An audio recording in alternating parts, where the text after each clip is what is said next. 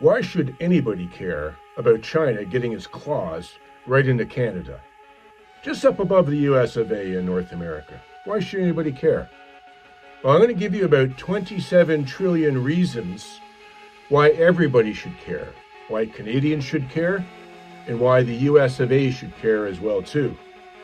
I'm talking to you, Donald Trump, Marco Rubio, and Howard Lutnick, and Scott Bessent. You need to watch what's going on with Canada with the China influence. Stay tuned. This is going to be a wild story. My name is Ross McLean. I'm a former law enforcement officer, former bodyguard to billionaires. I understand a little bit about how the hallmarks of power work. I've also worked for one of the largest global 50 companies in the world. So the key reason China wants into Canada is it's desperate for the $27 trillion of natural resources that exist in Canada. China needs them. It needs Canada's coal, it needs Canada's lumber, it needs Canada's uranium, it needs Canada's gold, it needs Canada's rare earth minerals, it needs Canada's water, needs it all. And with just getting booted out of South America down by the Panama Canal and losing all of its influence in Iran with what the US is doing, they're digging in even harder to Canada. And China has no better friend in the world. I don't think there is any greater ally outside of China, who's Chinese, than Canada's PM, Mark Carney. He's been involved with China for over a decade, desperately. He's promoted the yen. He's fighting against the US dollar for it. He's helped to make Chinese business more available to do around the world when he was working at the Bank of England and working on the international banking community. He loves China. He works with Brookfield. Brookfield has billions of dollars in China. Our PM Carney there actually negotiated about a $250 million mortgage for some Chinese real estate they bought that was going underwater.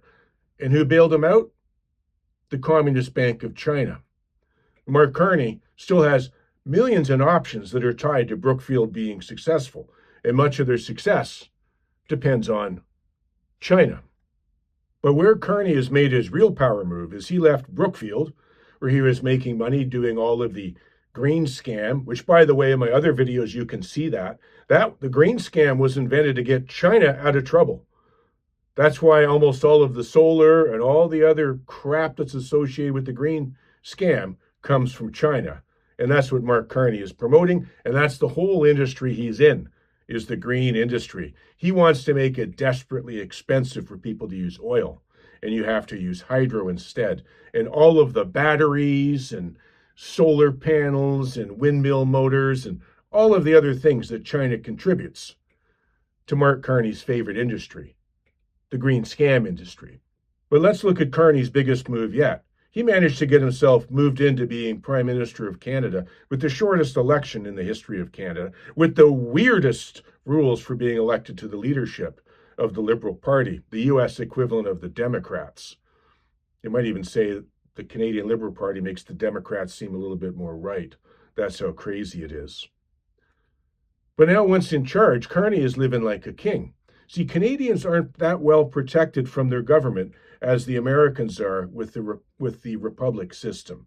In Canada, when you get a majority, you're in there, you can run it like a king. Ain't nothing nobody can do to get you out of power. You can just make rules left, right, and center, put them in, change everything. And that's what Mark Carney has been doing. Since he's come to office, he declared Canada's relationship with the US is over. It's done. It'll never be the same. The old relationship we had with the United States, based on deepening integration of our economies and tight security and military cooperations, is over. Canada needs to go find new strategic partners. Guess who one of those strategic partners is? No less than China. Mark Carney's big brother. But let's look at what Mark has been doing. This is where it gets real. The story gets more interesting here. I'm going to tell you more trouble that's going on right now in the Canadian government with the influence on it. And by the way, we just finished not too long ago a whole public inquiry, if you will, into the amount of Chinese interference in the Canadian government. And guess what? Everybody saw that there was Chinese interference in the inquiry. into the interference. But no less than 11 members of the Liberal Party were named as being compromised, even though we don't know what their names are to this day. But so here's Mark Carney taking the government again. He wants to get a full, complete majority so he can run everything. What was his latest trick? He's been getting, and some would say, bribing or getting people to cross the floor. That's right, you walk from the Republican to the Democrat side to help change who has the majority. He's been picking off a few different people from the other parties. Some might call them the weakest zebras in the hunt. But this one I'm going to tell you about now is beyond all craziness. He got this man, Michael Ma, to come cross the floor. But let me tell you who this man, Michael Ma, is and why everybody should be concerned about it. Michael Ma was born in Hong Kong and he immigrated to Canada around age 12, growing up in Vancouver. But let me tell you something. Back when Hong Kong was going to be taken away from the British, the Chinese said they were moving in early. Hundreds of thousands of people left Hong Kong to come to Canada, some 400,000 people. And as the date got closer for when China was going to take it over, another 50,000 people left. And guess what? They left with all their money and everything else, and they came to Canada. Now, the important part about this is it's believed that what China did was they put spies, people who are going to be spies, in amongst those people who were leaving Hong Kong to go to Canada. They would still be within the control of the Chinese party. And as a result, Canada has seen a lot of people like this. We have a lot of people that are high up in Canadian government that are of Chinese background, from Hong Kong, born in Kong, came here. But Michael Ma, he had a business where he worked in, as he grew up, he became a business and tech executive. And guess what? He started to work with all of the large banks, all of the large finance companies, a bunch of the hospitals, and he actually did a little recall back to Hong Kong, where he left Canada to go get a job in Hong Kong, while all of the riots were going on in Hong Kong for freedom. He went back over there for a period of time to run tech in some hospitals. Interesting timing. He then comes back to Canada and runs as an MP for the Conservative Party, just like the Republicans, the Conservative Party, in a riding outside of Toronto called Markham. And that is a very, very, very Asian Chinese community. You won't even recognize it if you were to drive down the main street. You would think you might be in China going through there. That's where he got elected. A lot of controversies coming out of the problems in Markham, by the way. Don't have time to go into all of those. But he was elected in a very Chinese riding, where, by the way, there was other problems there where the previous person who was running there for the Liberal Party actually suggested collecting a bounty on a Conservative person who was running to turn them over to the police stations here run by the Communist Party of China. It's crazy. I don't even have time to get into that. This is where Ma was elected. He joins the Conservative Party, and guess what? He crosses the floor to go work with Mark Carney. He's given a hero's welcome. A hero's welcome. He's held up, his hand is up, he's taken everywhere. In fact, the first thing Mark Carney does with Michael Ma is he takes him on his trip to China to go meet Xi. Went right over to China with him. This is basically Xi's man in Canada. While over there, Mark Carney turns around and tells people, hey, we have a new strategic alliance, a new world order, and it's Canada with China. I believe the progress that we have made in the partnership sets us up well for the new world order. We're going to do our work together. We're going to share intel. We're going to share intel information across between our police and your police. Some suggestions about doing military sharing and other strategic partners. He calls China the most reliable partner, throwing his elbows up and dissing the U.S. while he's doing it. And while there, he also says, hey, we're going to be bringing in 49,000 Chinese electric cars into Canada. Why does that one matter? Well, there's a whole story behind that. But let's put it this way. The Canadian auto sector is dying because Donald Trump is tariffing it, wants to bring it all back to the U.S. It's a huge, thriving business, and all the ancillary departments that go with it, all the other jobs that go with it. It's a huge number of jobs. They may go. What does Carney do? He brings over Chinese cars, which are done by enforced labor, which we're going to talk about in a second, that China does, slave labor prices, if you will. And they're going to bring them over, and that's going to probably put the last nail in the coffin for the Canadian auto industry. Boom, there goes like 300,000 jobs out of Ontario. It's going to just crush the economy. Why is Carney doing this? Why is he doing it? He's certainly helping out China. He's certainly helping them to move some of the cars they can't move anywhere else, really. They're in a bit of a slump right now with their cars. He's also doing it, sticking his thumb in the eye of the U.S. while he's doing that. It's our strength that the Americans want. They want our resources. They want our water. They want our land. They want our country.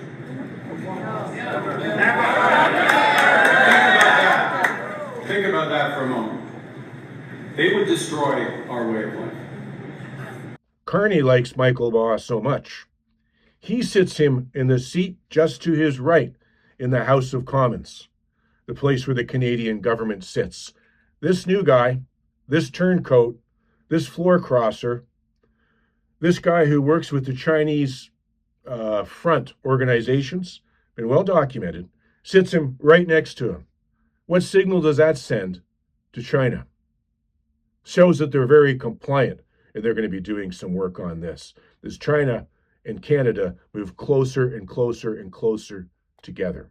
Now, Ma, what's he doing just to show what a loyal lapdog he is to China? By the way, that was the headline of the front page of one of the papers about the lapdog that Canada is to China right now. People brought up during a committee hearing about forced labor that goes on in China with the Uyghurs, where they're forced to go work on things and they're used as basically slave labor, and all of the enforced labor that goes on in China. Well, Michael Ma said, there's no such thing. I don't believe it. Let's hear what he said when he was talking about this in committee. Question then is, you claim about forced labor in Shenzhen. Have you witnessed this yourself? Have you been there ever? I've been to China many times. Have you witnessed since forced labor in 1979? Have you witnessed forced that? Just a short answer. Have you witnessed forced labor in Shenzhen? Yes or no? So did you get that I from work closely with hearsay? Human Rights Watch, where researchers did witness it. So thank you. After the meeting, I gave him a copy, my own copy of the report, and he said to me, I don't believe in reports. I don't believe in anything I can't see for myself. Yeah, he denied it. I can't see it with my own eyes. It's not real. I don't care what Human Watch says. I don't care what this other MP says, who's been to China for over 20 years and worked with Human Rights Watch. Doesn't really matter.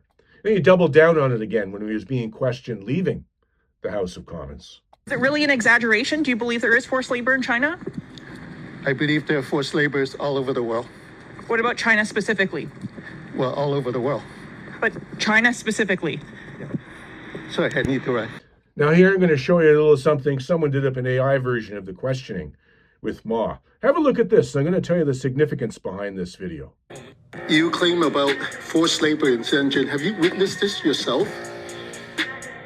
You witnessed forced that? Just a short answer. Have you witnessed forced labor in Shenzhen? Yes or no? So thank you. They've got Ma done up as Winnie the Pooh. Why is that funny? All the Chinese watching this will get it. All of them, if we get to watch this on YouTube, if they can see it in China, will get it. Winnie the Pooh is the nickname for Z, because you're not allowed to criticize the Chinese government. If you do, you're going to find yourself in jail and in for a really bad time. So they invented coming up with nicknames like Winnie the Pooh, and they would share pictures of the Winnie the Pooh and criticize Winnie the Pooh, but they wouldn't say Z. Very much the same laws that Carney's looking to bring into Canada for censorship right now. Canada has a ton of rare earth minerals. Ton of it, all in the ground, all in hard to get to places, all very hard to process. And Canada doesn't really have the money to do all of that work. China does. China does. They've been coming in and buying up mines and getting in everywhere they possibly can to control rare earth minerals in Canada. Those are some of the very rare earth minerals that the US needs. And Carney is going on about how China is a reliable partner and the US is unreliable. And anybody who knows how China deals, they weaponize trade and commodities. They make Trump look like a piker, the way that they weaponize commodities on people. And when China gets involved in taking over a commodity, prices spike all around the world. It's happened numerous times. The big problem for Canada, the big problem for the US, there's hardly anything that Canadians can do about this. They're powerless to stop this government from putting in these laws, from moving these companies into Chinese hands, from giving China more of a stranglehold on the government. Canadians can't do anything about it because that's the way the system works up here. When you're in power, you got all the power. Just finished the No Kings rally down in the States. Well, we got kings here. And Canada has an actual king in King Charles over in the UK. So this is a massive problem for Canadians. You know, there was all the talk of the rigging of the elections in the US. But let me tell you, rigging of elections in Canada is a whole lot easier because of the way the system works. And China has been accused very credibly about massively interfering with Canadian elections to help get people like the Liberals and Mark Carney in power. So you should be concerned. And it may be time to start looking at another Great Wall, not the Great Wall of China, not the Great Wall on the southern border, but perhaps the Great Wall on the northern border between Canada and the US.